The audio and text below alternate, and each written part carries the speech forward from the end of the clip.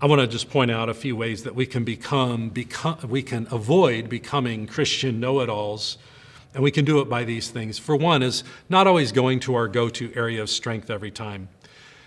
Getting a bigger hammer is not always the answer.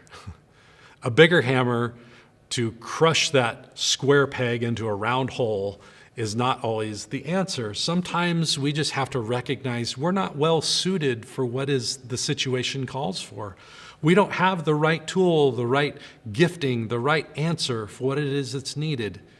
And we just need to come humbly and recognize that. Lord, I don't have what's needed. I don't know it all. I don't have it all in this circumstance. The other way we can avoid becoming Christian know-it-alls is by humbly and willingly saying, I don't know. Or I think, but I'm not sure, to things that Scripture is not emphatic about or that's not explicitly stated.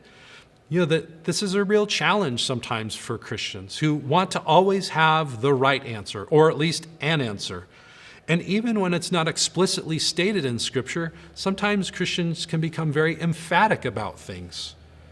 When the Scripture isn't emphatic about it, there's room for discussion, there's room for other viewpoints.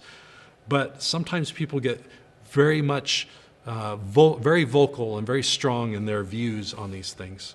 Can I suggest that if every hill is a battle that you're dying for, then you're exhausting the people around you. If every point that comes up that's open for discussion is a hill that you are dying on and you're arguing and you're pushing, can I not only suggest, I've experienced this, you're exhausting the people around you. You are that know-it-all. I want to encourage you, limit what you're lovingly emphatic about. Limit the number of hills that you're willing to die on and let the rest be somebody else's hill. You can't be the one who dies on every hill.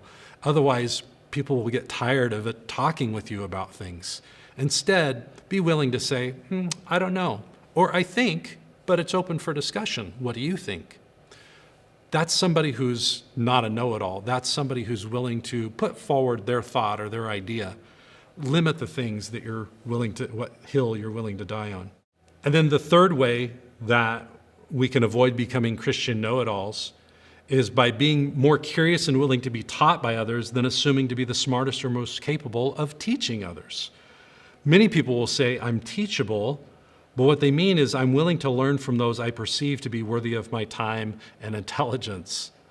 That's not necessarily being teachable, that's just being willing to learn. Truly being teachable means that God can speak through anyone he chooses, even my perceived enemies.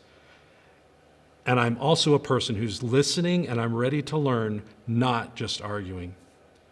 If you're arguing a lot, then you probably fit the description of a quarrelsome and contentious person who's in the New Testament is instructed to be quiet and to sit and to listen and learn and not be contentious.